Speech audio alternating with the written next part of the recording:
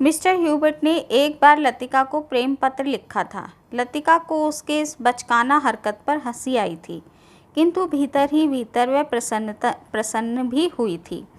Hubert का पत्र पढ़कर उसे क्रोध नहीं आया था, आई थी केवल ममता। लतिका को लगा था कि वह अभी इतनी उम्र वाली नहीं हो गई कि उसके लिए किसी को कुछ हो ही ना सके, लेकिन फिर भी उसे नहीं लगता कि उसे वैसी ही अनुभूति अब किसी के लिए हो पाएगी जैसे कि गिरीश के लिए हो पाती थी। लतिका अपने बीते दिनों की दुखद घड़ियों को भूलना चाहती थी, लेकिन इस भूलने की प्रक्रिया में वे उन्हीं चीज़ों को याद करती रहती थी जिन्हें वे भूलना चाहती थी। इस तथ्य को वह समझती भी है। लतिका को लगा कि जो वह याद करती है वह वही भूलना चाहती है, लेकिन सचमुच भूलने लगती है तब उसे भय लगता है कि जैसे कोई उसकी किसी चीज़ को उसके हाथों से छीने ले जा रहा है, ऐसा कुछ जो सदा के लिए खो जाएगा। डॉक्टर मुखर्जी परिंदे का सर्वाधिक जीवंत पात्र हैं, लेकिन मानव नियति के लिए भी लतिका की तरह शिकार हैं। पहाड़ी जीवन एवं प्रैक्टिस के बारे में मिस वुड से वे कहते हैं, प्रैक्टिस बढ़ाने के लिए कहाँ कहाँ भटकता फिरूँगा मिस वुड, जहाँ रहो वहीं मरीज़ मिल जाते हैं। यहाँ आया कुछ दिनों के लिए, फिर मुद्दत हो गई और टिका रहा। जब कभी भी जी उबेगा तो कहीं चला जाऊँगा। जड़ें कहीं नहीं जमती हैं तो पीछे भी कुछ नहीं छूट जाता है। मुझे अपने बारे में कोई गलतफहमी नहीं है मिस वुड, मैं सुखी हूँ। डॉक्टर मुखर्जी का एक दूसरा रूप भी है जब वे कहते हैं कि लतिका तो बच्ची है, मरने वाले के साथ मरा थोड़े ही जाता है।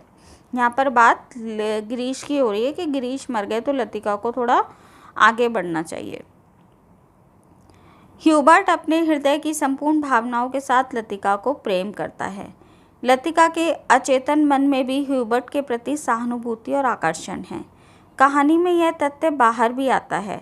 ह्यूबर्ट के स्वर में व्यथा की छाया लतिका से छिपी नहीं रह सकी। बात को टालते हुए उसने कहा, आप तो नाहक चिंता करते हैं मिस्टर ह्यूबर्ट। आजकल मौसम बदल रहा है, अच्छे भले आदमी तक बीमार हो जाते हैं। ह्यूबर्ट का चेहरा प्रसन्नता से दबकने लगा। उसने लतिका को ध्यान से देखा। कहानी में अपने परिवार से छूटा हुआ डॉक्टर भी अकेला है। वह कहानी के प्रेमी चरित्रों के बीच हल्का हल्का संबंध सूत्र बनकर ही मूल संवेदना के साथ जुड़ता है। जिस दिन मिस्टर ह्यूबर्ट लतिका से माफ़ी मांगते हैं, उसी रात डॉक्टर मुखर्जी उसे अचेतन अवस्था में मिलते हैं। मिस्टर ह्यूबर्ट बेहोशी में यही बड़बड़ाते रहते हैं, in a back lane of the city there is a girl who loves me. Hubert हिचकियों के बीच गुनगुना उठता है, परिंदे टूटे हुए प्रेम के प्रतीक हैं। मिस वुड प्रिंसिपल हैं। अक्सर छुट्टियों में इनका रूम खाली रहता है। लतिका कभी कभी इनके खाली कमरे में चोरी चुपके सोने चली जाती थी, क्योंकि मिस वुड का कमरा बिना आग के भी गर्म रहता था। लतिका आखिरी चक्कर लगाने के लिए निकलती है और अंत में सोचकर कि शायद जूली का प्रथम परिचय ही हो, वह उसका खत उसके तकिए के नीचे ही रखकर आ जाती है। जूली हॉस्टल की लड़की है जो किसी फौजी से प्रेम करती है और उसका पत्र लतिका को मिल जाता है, पर लतिका इसका कोई विरोध नहीं करती और चुपचाप उस पत्र को तकिए के नीचे ही रखकर आ जाती है। दोस्तों, कहानी इतनी सी है कि जो ये लतिका है ये मेजर गिरीश से प्रेम करती थी, जो वायुयान के एक्सीडेंट में मारे जाते हैं, और वो फिर एक हॉस्टल में वार्डन हो जाती है पहाड़ी स्कूल में, कॉन्वेंट स्कूल में पढ़ाती भी है। तो वहाँ पर मिस्टर ह्यूबर्ट जो कि एक म्यूज़िक टीचर हैं वो उससे प्रेम करते हैं। वहाँ एक वार्डन है। सर्दियों की छुट्टियाँ हो रही हैं तो स्कूल में केवल डॉक्टर और लतिका ही रह जाते हैं, और लेकिन लतिका जो है वो मिस्टर ह्यूबर्ट के प्रेम को स्वीकार नहीं करती है और हॉस्टल में घूमते घूमते उसे एक दिन एक लड़की का प्रेम पत्र मिल जाता है, जूली नाम की लड़की का, जिसको वो पढ़ती है, जो कि एक फ़ौजी से प्रेम करती थी, लेकिन वह उस प्रेम पत्र के लिए कोई ऑब्जेक्शन नहीं करती, उसे उसी तकिए के नीचे रख देती है। ये कहानी है दोस्तों, और इस कहानी के मैं आपको थोड़े कथन बता देती हूँ। कई बार कथन पूछ भी लिए जाते हैं और कहानी पढ़ते हैं तो हमें कथन पता रहते हैं, लेकिन इसमें हम सारांश पढ़ रहे हैं तो कथन का जानना ज़रूरी है। डॉक्टर मुखर्जी, मरने से पहले मैं एक दफ़ा बर्मा ज़रूर जाऊंगा। डॉक्टर मुखर्जी, सब लड़कियां एक जैसी होती हैं, बेवकूफ़ और सेंटिमेंटल। ये डॉक्टर मुखर्जी के द्वारा बोले गए वाक्य हैं। डॉक्टर मुखर्जी का अगला वाक्य है, ह्यूबर्ट, क्या तुमने कभी महसूस किया है कि एक अजनबी की हैसियत से पराई ज़मीन पर मर जाना काफ़ी खौफनाक बात है। अगला वाक्य है डॉक्टर मुखर्जी का, कोई पीछे नहीं है। यह बात मुझ में एक अजीब किस्म की बेफिक्री पैदा कर देती है, लेकिन कुछ लोगों की मौत अंत तक पहेली बनी रहती है। शायद वे ज़िंदगी से बहुत उम्मीद लगाते हैं। उसे ट्रेजिक भी नहीं कहा जा सकता, क्योंकि आखिरी दम तक उन्हें मरने का एहसास नहीं होता है। इसके बाद डॉक्टर मुखर्जी का अगला जो वाक्य है वह है, लतिका, वह तो बच्ची है, पागल, मरने वाले के संग खुद थोड़ी मरा जाता है। इसके बाद अगला जो वाक्य है वह लतिका का है, फिर कुछ दिनों बाद विक्टर स्पोर्ट्स के लिए अंग्रेज़ टूरिस्ट आते हैं। हर साल मैं उनसे परिचित होती हूँ। वापस लौटते हुए वे हमेशा वादा करते हैं कि अगले साल आएंगे, पर मैं जानती हूँ वे नहीं आएंगे। वे भी जानते हैं कि वे नहीं आएंगे। ये लतिका का वाक्य है। मिस वुड का वाक्य है, लेकिन डॉक्टर कुछ भी कह लो, अपने देश का सुख कहीं और नहीं मिलता। यहाँ तुम चाहे कितने वर्ष रह लो, अपने को हमेशा अजनबी ही पाओगे। जंगल की खामोशी शायद कभी चुप नहीं रहती। ये मिस वुड का वाक्य था। आगे डॉक्टर मुखर्जी का वाक्य है, शायद कुछ कहती, लेकिन बदकिस्मती से बीच में ही मुझे नींद आ गई। मेरी ज़िंदगी के कुछ खूबसूरत प्रेम प्रसंग कमबख्त इस नींद के कारण अधूरे रह गए हैं। आगे लतिका का बोला हुआ वाक्य है, क्या वे सब भी प्रतीक्षा कर रहे हैं? वह डॉक्टर मुखर्जी, मिस्टर ह्यूबर्ट, लेकिन कहाँ के लिए? हम कहाँ जाएंगे? आगे लतिका का वाक्य है, वैसे हम सब की अपनी अपनी ज़िद होती है, कोई छोड़ देता है, कोई आखिर तक उससे चिपका रहता है। फिर डॉक्टर मुखर्जी का वाक्य है, कभी कभी मैं सोचता हूँ मिस लतिका, किसी चीज़ को ना जानना यदि गलत है तो जानबूझकर ना भूल पाना, हमेशा जोक की तरह उसे चिपटे रहना, यह भी गलत है। ये डॉक्टर मुखर्जी का वाक्य है। आगे लतिका के वाक्य हैं, सब कुछ होने के बावजूद वह क्या चीज़ है जो हमें चलाए चलती है? हम रुकते हैं तो भी अपने रेले में वह हमें घसीट कर ले जाती है। आगे लतिका का अगला वाक्य है, वह क्या किसी को भी चाह सकेगी? उस अनुभूति के संग जो अब नहीं रही, जो छाया सी उस पर मंडराती रहती है, ना स्वयं मिटती है, ना उसे मुक्ति दे पाती है। मुझे लगा पियानो का हर नोट चिरंतन खामोशी की अंधेरी खो से निकलकर बाहर फैली नीली धुंध को काटता, तराशता हुआ एक भूला सा अर्थ खींच लाता है। गिरता हुआ हर पोज एक छोटी सी मौत, मानो घने छायादार वृक्षों को की कांपती छायाओं में कोई पगडंडी गुम हो गई हो। ये भी लतिका के द्वारा बोले गए वाक्य हैं।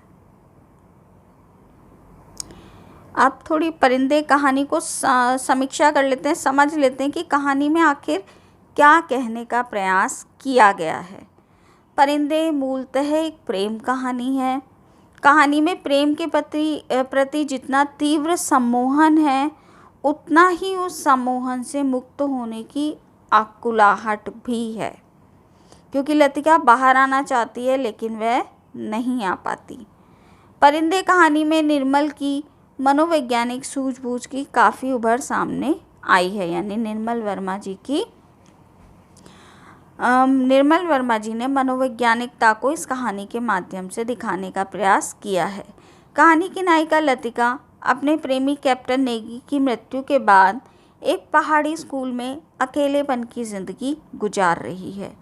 अपने सहकर्मी डॉक्टर मुखर्जी से के काफ़ी प्रेरित करने पर भी वह दूसरा संबंध नहीं बना पाती और अपनी इस स्थिति से वह बाहर नहीं आ पाती है। लतिका ही नहीं, मिस्टर ह्यूबर्ट, मुखर्जी आदि सभी पात्रों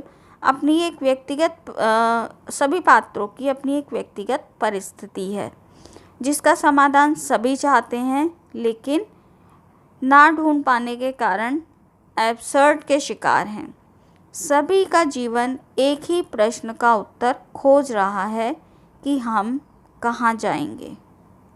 यही वह प्रश्न है जो कहानी के केंद्र में शुरू से अंत तक बना हुआ है और बिना किसी प्रत्यक्ष या ठोस समाधान के बना ही रह जाता है। परिंदे कहानी में पात्रों को अपनी चेतना से भी जूझते हुए दिखाया गया है। सभी पात्र अपनी वास्तविक चेतना को परे हटाकर एक कृत्रिम चेतना या छंद चेतना के सहारे अपना जीवन यापन करते हैं और उनकी यह छद्म चेतना ही उन्हें बार बार अपने अतीत से साक्षात्कार कराती है। जैसे डॉक्टर मुखर्जी बार बार बर्मा को याद करते हैं। ह्यूबर्ट हैं, वे अपनी पुरानी यादों को समेटे हुए लतिका से भी प्रेम करना चाहते हैं। लतिका है, वह गिरीश की यादों में खोई रहती है, मूव ऑन करना चाहती है लेकिन नहीं कर पाती है। किसी को यही नहीं पता कि हमारा भविष्य क्या होगा, हम कहाँ जाएंगे। तो ये है इस कहानी का मूल है। दोस्तों, आज हमारी इसी कहानी के साथ कहानियों की यूनिट्स यहीं पर समाप्त होती है। अब मिलती हूँ आपसे अगली वीडियो में अगली यूनिट के साथ। अगली यूनिट हम 5वीं यूनिट पढ़ेंगे, जिसको हम कल से शुरू करेंगे। तो दोस्तों, मिलती हूँ आपसे अगली वीडियो में अगले टॉपिक के साथ। तब तक के लिए नमस्कार। नमस्कार दोस्तों, स्वागत है आपका हमारे YouTube चैनल साहित्य सुधा में। दोस्तों, हमारे इस चैनल के माध्यम से हम हिंदी विषय से UGC नेट JRF की परीक्षा की तैयारी कर रहे हैं, जिसमें हम यूनिट 7 को पढ़ रहे हैं। यूनिट 8, 9 और 10 हम पूरी कर चुके हैं।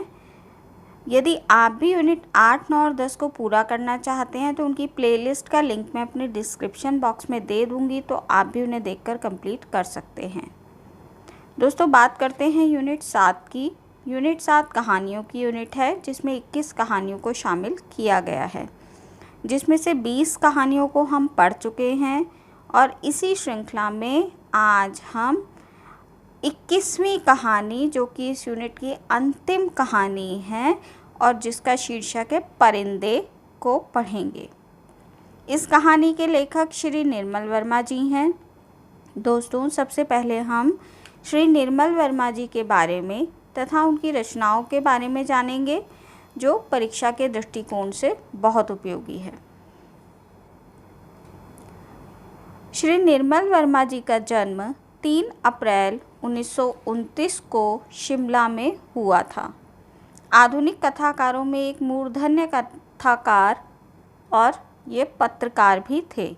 हिंदी कहानी में आधुनिक पोत लाने वाले कहानीकारों में निर्मल वर्मा जी का नाम अग्रणी है। उन्होंने कम लिखा है, परंतु जितना लिखा है उतने से ही वे बहुत अधिक ख्याति पाने में सफल हुए हैं। निर्मल वर्मा जी की कहानियाँ अभिव्यक्ति और शिल्प की दृष्टि से बेजोड़ समझी जाती हैं और निर्मल वर्मा जी की मृत्यु 25 अक्टूबर 2005 को नई दिल्ली में हुई थी। इनके जो कहानी संग्रह हैं उनको देख लेते हैं। परिंदे, जो कि 1958 में आया। जलती झाड़ी 1965 में। पिछली गर्मियों में 1968 में। बीच बहस में 1973 में। कौवे और काला पानी 1983 में। सूखा और अन्य कहानियाँ 1995 में। परिंदे जो कहानी है वो कहानी संग्रह भी है और परिंदे कहानी भी है। परिंदे कहानी 1957 में लिखी गई थी और संग्रह 1958 में आया था। और इस कहानी को, परिंदे कहानी को 1957 में अमृत राय जी ने हंस पत्रिका में प्रकाशित किया था और निर्मल वर्मा जी को इस कहानी संग्रह से बहुत अधिक प्रसिद्धि प्राप्त हुई थी। और यह जो कहानी संग्रह है ये लगभग 1960 में प्रकाशित हुआ। तो दोस्तों 57 कहीं 60 दिया हुआ है, कहीं 58 दिया हुआ है, तो ये उसी के आसपास की कहानी मानी जाती है। वैसे इस कहानी का जो प्रकाशन है वो हंस पत्रिका में 1957 में हुआ था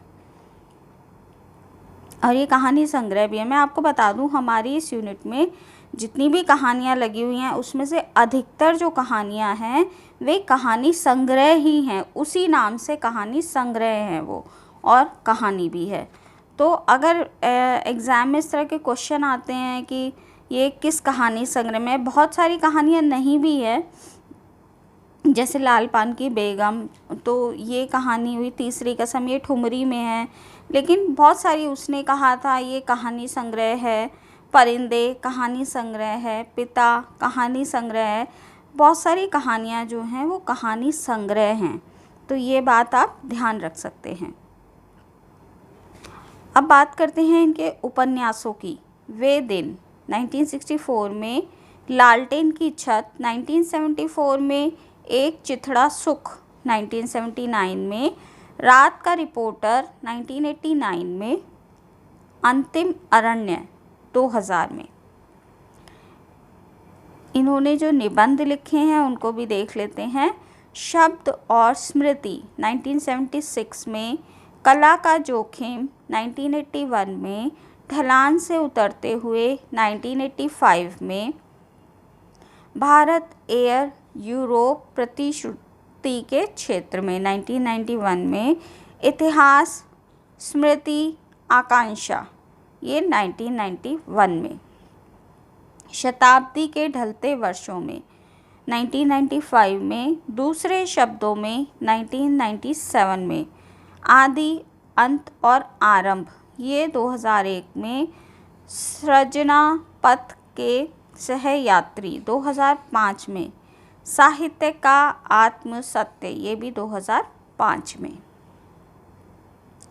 जो इन्होंने नाटक लिखे वे हैं तीन एकांत 1976 में। यात्रा वृतांत जो इनके लिखे हुए हैं वे हैं चीड़ों पर चांदनी। यूरोप प्रवास के संबंध में 1964 में यह यात्रा वृतांत लिखा गया था। हर बारिश में 1970 में। धुंध से उठती धुन 1996 में। यह उनके यात्रा वृतांत हैं जिन्होंने लेखन की इस विधा को मायने दिए हैं। पुरस्कार जो इन्हें मिले हैं वे कौवे और काला पानी पर 1985 में साहित्य अकादमी पुरस्कार से इनको सम्मानित किया गया। नामवर सिंह जी ने निर्मल वर्मा की परिंदे कहानी को हिंदी की पहली नई कहानी माना है और निर्मल वर्मा जी को पहला नया कहानीकार भी नामवर सिंह जी ने माना है। अब बात करते हैं परिंदे कहानी की। कहानी की शुरुआत छात्रावास की छुट्टियों के अंतिम दिन से होती है। यहाँ लड़कियाँ अंतिम दिन तक आनंद ले रही थीं। इस कहानी में लतिका अपने अंदर व्याप्त अकेलेपन से जूझती रहती है। उसे उस छोटे से हिल स्टेशन की स्नोफॉल बहुत ही पसंद है, इसलिए वह घर नहीं जाना चाहती। लतिका को डॉक्टर मुखर्जी और मिस्टर ह्यूबर्ट अपने कमरे पर एक कंसर्ट पर निमंत्रण देते हैं। वह मना करती है, फिर भी उसे जाना पड़ता है। लतिका वहां जाकर भी खुद में खोई रहती है। ये इस कहानी की मुख्य बातें हैं। अब हम कहानी के पात्रों को देखेंगे। लतिका इस कहानी की नायिका है और केंद्र बिंदु यही है। सुधा हॉस्टल में शायद सबसे अधिक लोकप्रिय लड़की है। जूली हॉस्टल की लड़की है जिसका प्रेम पत्र लतिका के हाथ में लग गया था। करीमुद्दीन हॉस्टल का नौकर है और मिलिट्री में अर्दली रह चुका है।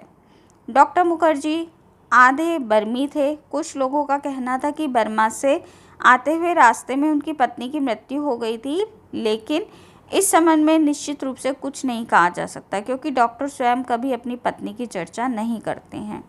इन्हें फिलॉसफाइज करने की आदत थी। मिस्टर ह्यूबर्ट संगीत शिक्षक हैं, पियानो मन से बजाते हैं, लतिका से प्रेम करते हैं। भावुक याचना से भरा हुआ प्रेम पत्र भी उन्होंने लतिका के लिए लिखा था। प्रिंसिपल मिस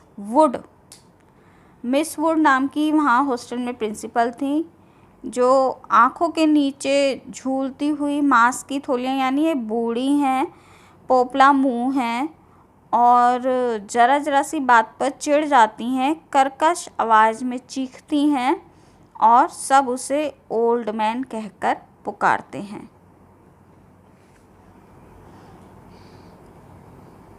ओल्ड मेड कहकर पुकारते हैं।